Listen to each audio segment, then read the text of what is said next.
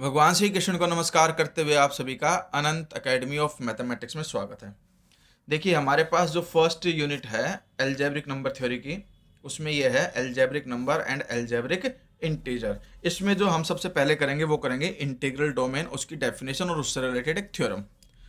एक commutative ring R with unity without zero divisor is called integral domain. Integral domain हम किसे कहेंगे? जो कॉम्यूटेटिव रिंग हो, और रिंग भी कौन सा? विद यूनिटी, यानी कि यूनिटी एग्जिस्ट करती हो और विदाउट जीरो डिवाइजर की प्रॉपर्टी भी वो सेटिस्फाई करता हो, तो हम उसे क्या कहेंगे? Integral domain. अब एग्जाम्पल भी दिया इन्होंने, let D B A square free integer. D को स्केयर फ्री इंटीजर है। Prove that Z of under root D, जो कि इस तरह से डिफाइन है A plus B root D, A B belongs to Z where Z is integers, set of integers. ठीक है, यानी कि हमारे पास क्या वेरीफाई करना है इसको कि इज एन इंटीग्रल डोमेन। ये जो है ये इंटीग्रल डोमेन शो करनी है। तो प्रॉपर्टीज अंडर एडिशन में चलेंगे। सबसे पहली जो प्रॉपर्टी चलती है वो चलती है क्लोजर प्रॉपर्टी। क्लोजर में क्या होता है, हमारे पास हम दो नंबर लेंगे इसी तरह के, जैसे एक लिया मैंने x जो a1 plus b one root d है, और दूसरा नंबर लिया मैंने y जो a2 plus b two root d है। सेम टाइप के टू नंबर लिए x and y, where a1 b1 a2 b2 belongs to z। अब x प्लस वाई का मतलब है भाई x को और y को ऐड करके लिख दो, तो a1 प्लस a2 हो जाएगा और b1 plus b2 under root D common आ जाएगा। अब जो एडिशन किया उसमें a1 और a2 किससे बिलोंग करते थे? z से, तो उनका जो एडिशन आएगा वो भी z से ही बिलोंग करेगा, और b1 प्लस b2 भी z से बिलोंग करेगा। तो इस तरह से जो ये x प्लस वाई है उसी फॉर्म का आ गया। अगर मैं इसको इस तरह से लिख दूं a plus B root d करके, जहां पर a तो है आपके पास a1 प्लस a2 और कैपिटल B है b1 प्लस b2, और a और b इस प्रॉपर्टी से z से बिलोंग कर जाएंगे। इसका मतलब ये फॉर्म बन जाएगी किससे? z under root D type की फॉर्म बन गई, तो इसलिए x प्लस वाई इससे बिलोंग करेगा, तो क्लोजर प्रॉपर्टी सेटिस्फाई हो गई।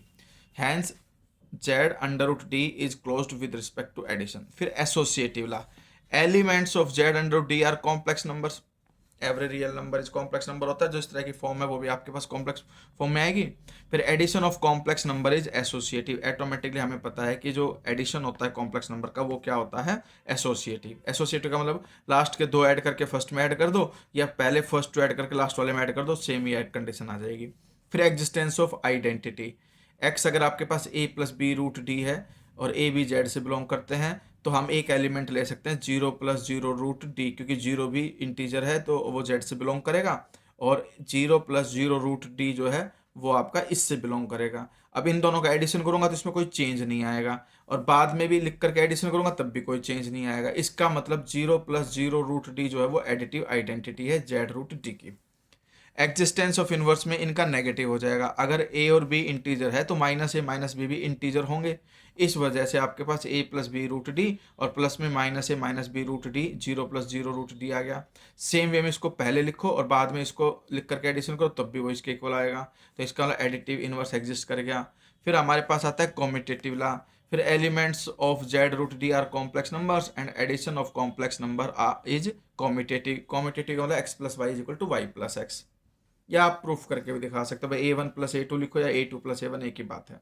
फिर क्लोजर ला आता है प्रॉपर्टीज अंडर मल्टीप्लीकेशन में। मल्टीप्लीकेशन में अगर हम दो नंबर लेके चलते हैं, एक x लिया मैंने एक y लिया सेम फॉर्म का, अब इन दोनों का प्रोडक्ट करते हैं हम। इन दोनों का जब प्रोडक्ट करेंगे तो ये प्रोडक्ट आएगा, जब आप करके देखो इसको, देखो a1 a2 plus a1 b2 root d, फिर प्लस में b1 a2 रूट डी, और प्लस में b1 b2 रूट डी और रूट डी जो है मिलकर के d बन जाएगा। तो ये और ये दोनों तो बन जाएंगे आपके पास विदाउट रूट डी वाले, और ये एक दूसरा नंबर बन जाएगा क्योंकि इन दोनों में आपके पास रूट डी कॉमन आ रहा है, रूट डी कॉमन ले लिया। तो इसका मतलब जो मल्टीप्लीकेशन है वो भी क्लोज्ड है। तो hence z root D is closed with respect to multiplication. फिर आता है हमारे पास एसोसिएटिव ला। फिर एसोसिएटिव ला के लिए वही लिख दोगे कि भाई are complex numbers and complex numbers follow associative law. इसका मतलब ये कि लास्ट के दो का प्रोडक्ट फिर फर्स्ट के साथ प्रोडक्ट, इसमें फर्स्ट टू का प्रोडक्ट फिर लास्ट का product for all x y z belongs to z root d. Existence of identity, one को मैं लिख सकता हूँ 1 प्लस जीरो रूट डी, तो इसका ये जेड रूट डी से बिलोंग करेगा, और इसका प्रोडक्ट करोगे a plus B root D के साथ तो उसमें कोई चेंज नहीं आएगा। पहले लिख के मल्टीप्लाई करो या बाद में लिख के मल्टीप्लाई करो, इसमें कोई चेंज नहीं आएगा। इसका मतलब ये आपका क्या कहलाएगा, मल्टीप्लिकेटिव आइडेंटिटी। फिर without zero divisor, since element of z root d are complex numbers and multiplication of two complex number is zero, जब भी आपके पास दो कॉम्प्लेक्स नंबर का प्रोडक्ट जीरो आएगा तो ये कंडीशन होती है कि कोई एक जीरो कंपलसरी होगा, ठीक है। तो zero only when at least one of them is zero, X Y equal to zero, either X equal to zero और वाई इक्वल टू जीरो। तो इसका ये कंडीशन बन गई विदाउट जीरो डिवाइजर वाली। फिर आता है distributive law, as elements of Z root D are complex number and complex numbers follow distributive property. Distributive property लिख देना, X dot Y plus Z is equal to X dot Y plus X dot Z. और यहाँ पर X plus Y पहले bracket में लोगे, बाद में जेड लोगे, तब भी ये कंडीशन सेटिस्फाई करेगा। तो इस वजह से ये आपके पास क्या आ जाएगा, इंटीग्रल डोमेन। और इंटीग्रल डोमेन में जैसे हमने ये 10 प्रॉपर्टी सेटिस्फाई की, सेम वे में जो ये चेक योर प्रोग्रेस में 4 क्वेश्चन है, सेम इसमें यही करना है। इंटीग्रल डोमेन की यही 10 प्रॉपर्टीज आपको सेटिस्फाई करके दिखानी है।